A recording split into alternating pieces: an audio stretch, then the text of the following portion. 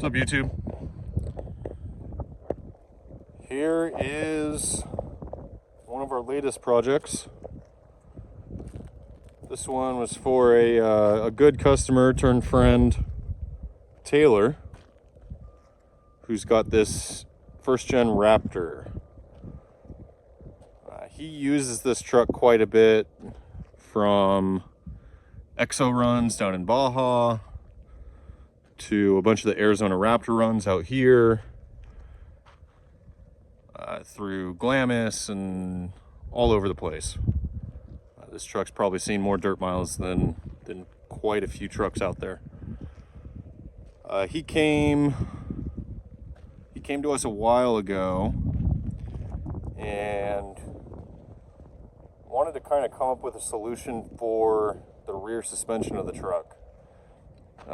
The truck's got a cambered kit up front that handles pretty well, but the rear was leaving a little bit to be desired as far as bucking and not really being able to keep up with the front. And he wanted to fix that. Links wasn't really in the picture, so we wanted to stick with leaf springs, but the goal was to gain more up travel from ride height than what he had with the quote bolt-on Deaver springs with like a bolt-on SVC bump stop kit, stock frame rail, all that kind of thing. So we came up with a spring under rear with a bunch of custom stuff. Added a Curry fabricated axle housing and a bunch of chassis lacing, frame plating, a custom C-notch, dual calipers for the rear so that we can eventually add a fun handle. We also got 39s on this truck, which clear everywhere. Up front, full bump, full lock. Out back, full bump. And added a few custom touches to the rear bed cage that we've also done a bunch of work on in the past. This video is going to be a little bit different than what we typically do. I'd like to kind of dive in a little bit more to, I guess, like the thought process behind some of it, as well as the specs and everything, rather than just doing the generic walk around. So I'll get this truck pulled into the shop here in a little bit and on the lift and kind of go over everything that's underneath, since there's a lot of stuff that's not really visible from just looking from the outside.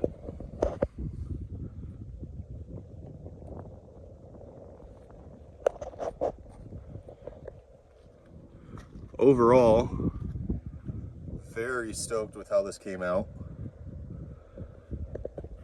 Obviously, there's still a little bit of stuff for Taylor to knock out once he gets the truck back.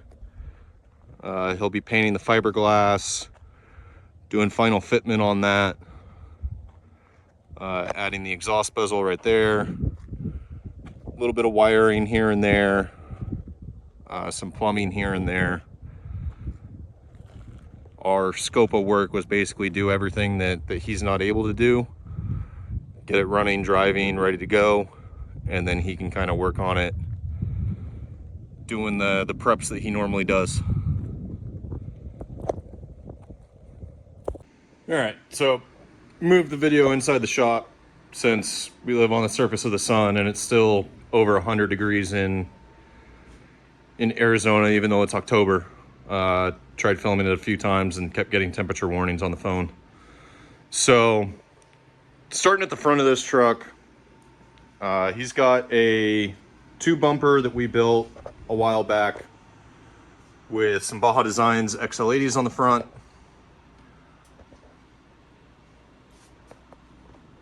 Nice low pro bumper, 3/16 aluminum skid plate, A little push bar to protect the lights. The front kit is a Camberg mid-travel kit with the slapper bump stop, billet upper control arm, some Fox coilovers, and I believe it's a 3.5 bypass.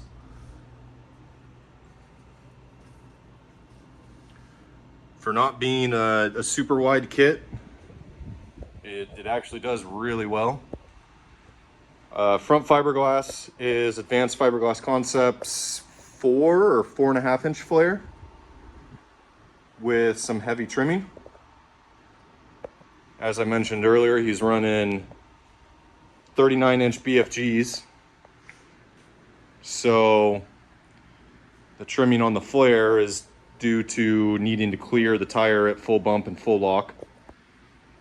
Not a whole lot had to get cut out of the firewall. We did a little trimming and patch job there, but most of the clearance was up the front here. Surprisingly, it didn't take too much to clear these 39s. Apparently these Gen 1 Raptors just kind of work with 39s.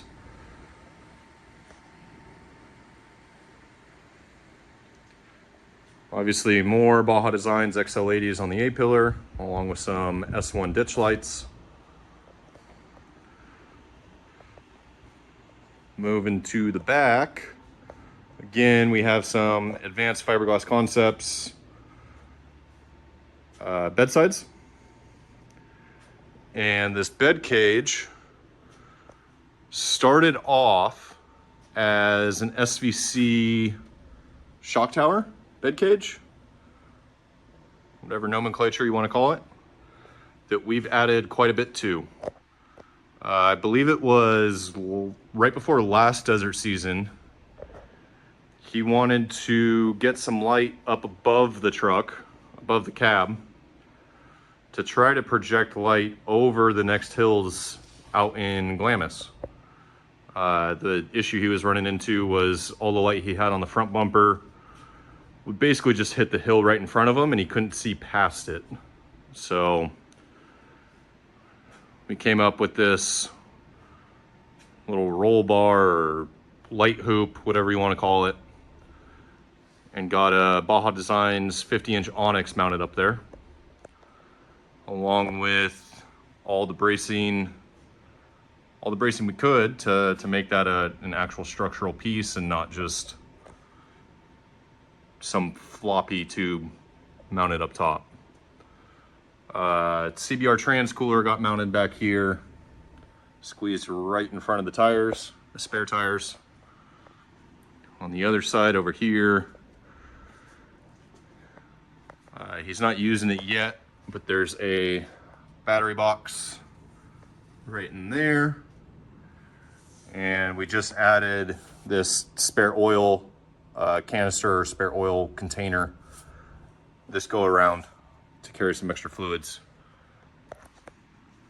Got his Harbor Freight jack on a Solo Motorsports jack mount mounted there.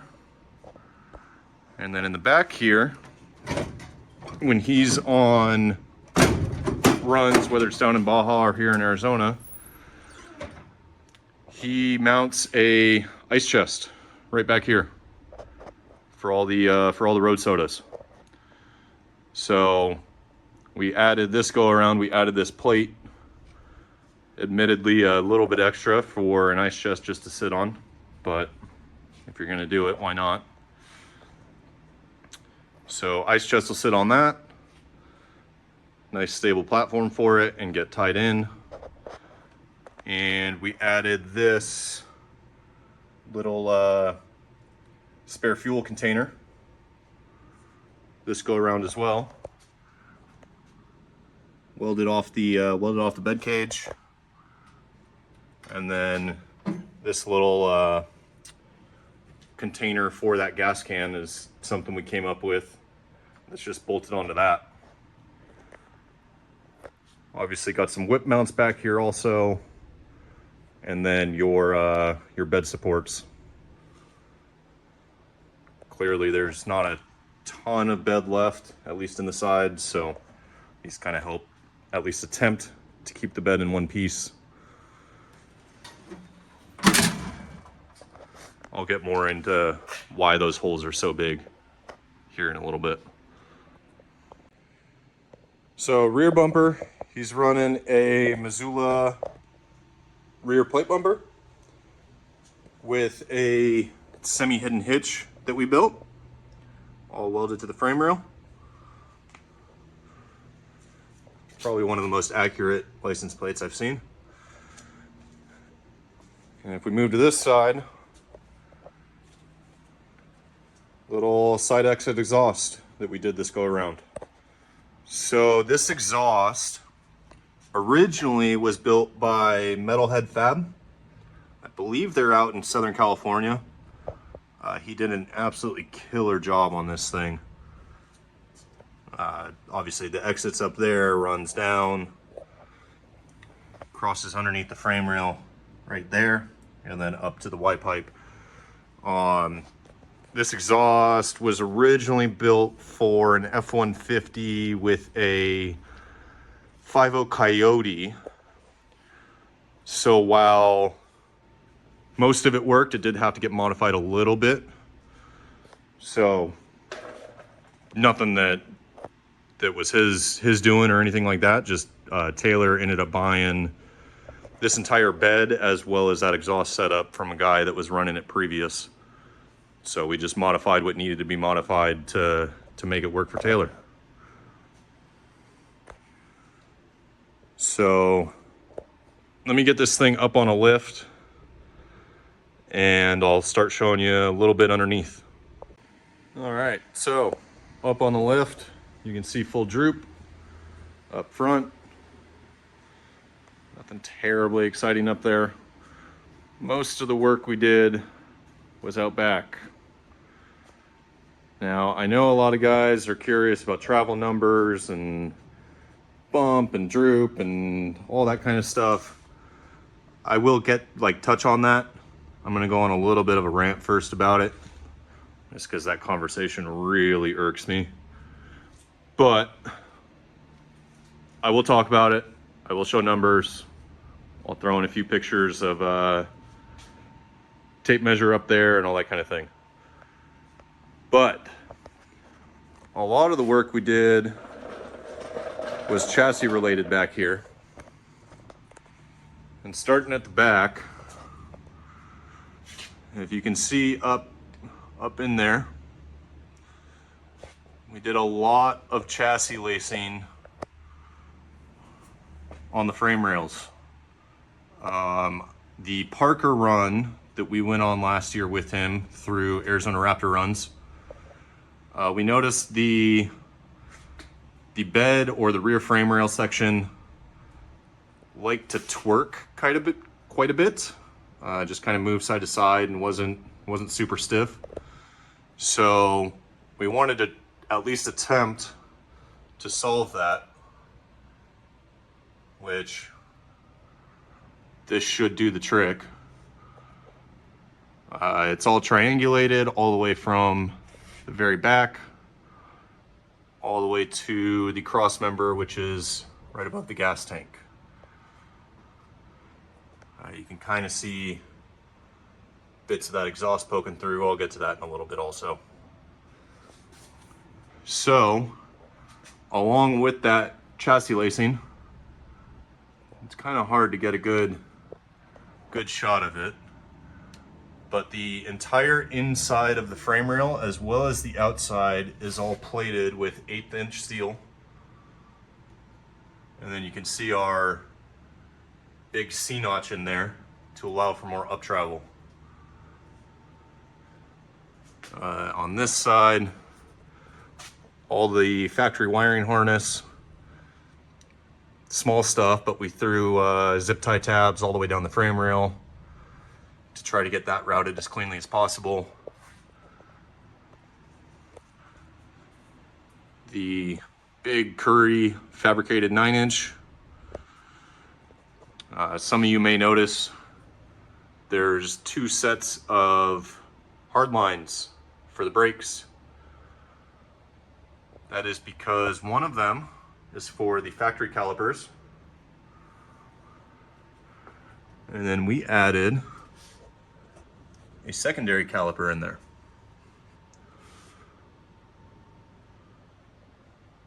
The secondary caliper is for a fun handle or an e-brake handle. So we've run 2 sets of lines. Both the systems will be independent from one another. All the lines run in this bundle up to the frame and then bulkhead down into their individual hard lines on the axle. There's another shot of the C-notch, as well as the bump stops. You can kind of see the frame plating on the outside of the frame here. Runs all the way back to the shackle hanger. And then this little kick out off the frame is to mount the rear mount of the bed cage. Prior to adding this portion, this bed cage literally just had a through bolt through the bed and served virtually no purpose as far as structural integrity. It just kind of tied into the bed and held the bed right there. Obviously your rear fender mounts coming off that. Just like the front glass, we trimmed quite a bit out of the flare of the fiberglass bedsides. That's to clear these 39s at the amount of bump travel that this truck has.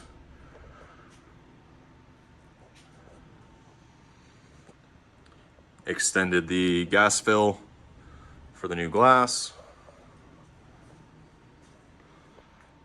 Another thing that we did in terms of strength was boxed in and reinforced the factory shackle hangers.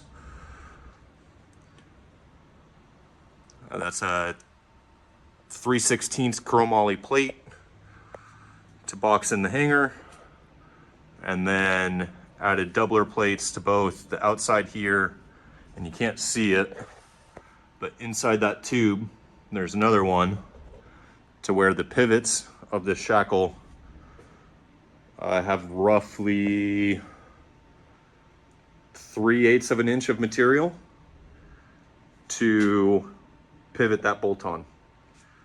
He's running Dirt King rear shackles. I believe they're an inch longer than factory, but don't quote me on that.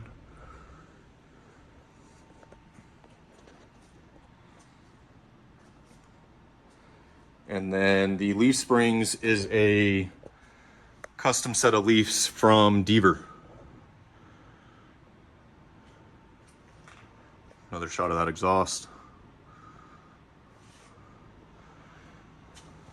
While we're touching on exhaust, basically, since it was set up for a 5.0 truck originally, we had to chop this midsection a little bit to match up with the Y pipe coming off the 6.2.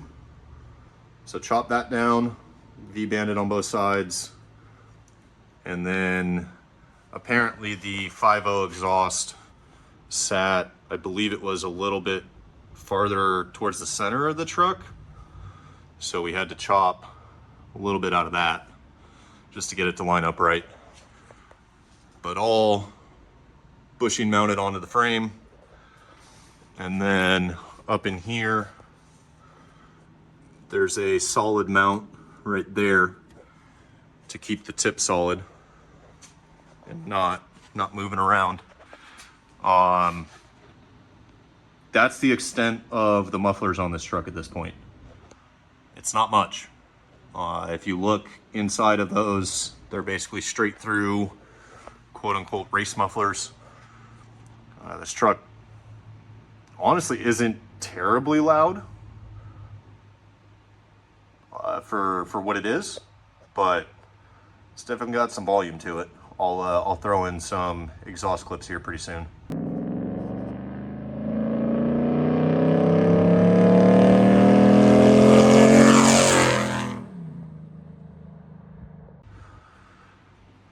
Part of doing the spring under we swapped over to a 2-piece driveline.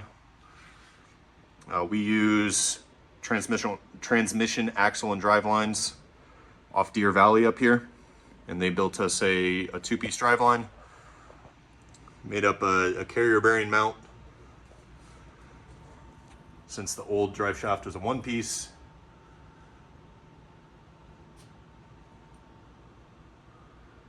And then something I highly suggest anybody running a 2-piece with a slip joint driveline to do is a driveline loop. We're using a limit strap.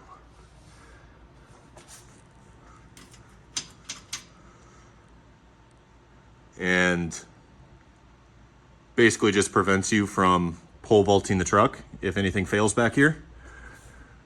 That can end really bad. So if you've got a slip joint, especially if it's mounted up at the front here, go ahead and at least try to figure out a drive shaft loop. Better safe than sorry kind of thing. So yeah, now to get into travel numbers, cycling, all that kind of thing. So I mentioned earlier, this conversation drives me up a wall. And while travel numbers, in my opinion, they do have a place, it's kind of become a bit of a dick measuring contest between guys. And if anybody's ever reached out to me over social media or phone calls or texts or whatever it is, asking travel numbers on certain builds, I've more than likely given kind of open-ended or guesstimations of travel numbers. And it's not because I don't know. I measure just about everything that comes in and out of here. It's because it's not as important as other aspects. Just to make it short, if you're worried about 1 or 2 inches of suspension travel, but you also simultaneously have no idea what these tubes do on your shocks, go ahead and just stop worrying about travel numbers. It doesn't matter. Shock tuning will more than make up for an inch here or an inch there. The other part about travel numbers is it kind of matters where those numbers are. So as an example, if you have 18 inches of rear suspension travel, but 12 of those are down, that truck likely is not going to handle very well. Hence why we did this spring under. If you have 16 inches of suspension travel in the rear and 10 of those are up, you will blow the doors off that 18 inches of travel truck. And you will especially blow the doors off that truck if you have done shock tuning. So anyone that's done a build from us, I've harped on shock tuning over and over and over and over. It is the most important thing to get everything you possibly can out of these trucks. Highly, highly consider it if you haven't done it already. But yeah, that's my rant. I hate talking about it. I hate contributing to the never-ending my dick is bigger than yours conversation. But I also understand that it has a place and people want to know. All right, so as far as actual travel numbers on this truck, tape measure off the bump pad. I got 20 3/4 to the top collar there, minus the 1 1/4 for the bump pad.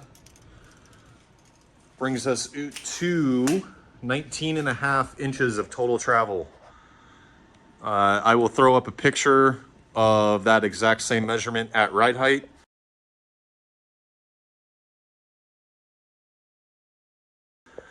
But that measurement of up travel from ride height comes out to 10.5 inches of travel, of up travel. That leaves us 9 inches of down. So basically total travel, bumped and strapped, is at 19.5, 10.5 up, 9 down. Obviously without straps, without the bump stops, all that kind of stuff, metal to metal travel. If I remember right, I want to say it was 21.5, something like that. But obviously with straps installed, we install them to account for stretch. So it's strapped a little early, and then bump stop obviously takes a little bit off the top as well. The main reason that we were able to get those numbers is the C-notch we designed. We ended up getting the entire back of this truck 3D scanned. Part of that was to just have a record of everything, and part of that is because I am planning on offering the C-notch as a part available for whoever to buy. The plan is also to have all of this cross lacing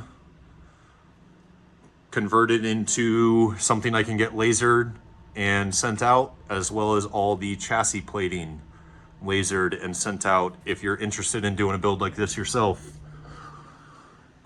Bump stops, obviously that's going to depend on what spring pack and what setup you're going with, but it is in the works to have some of this posted on the site and available to purchase.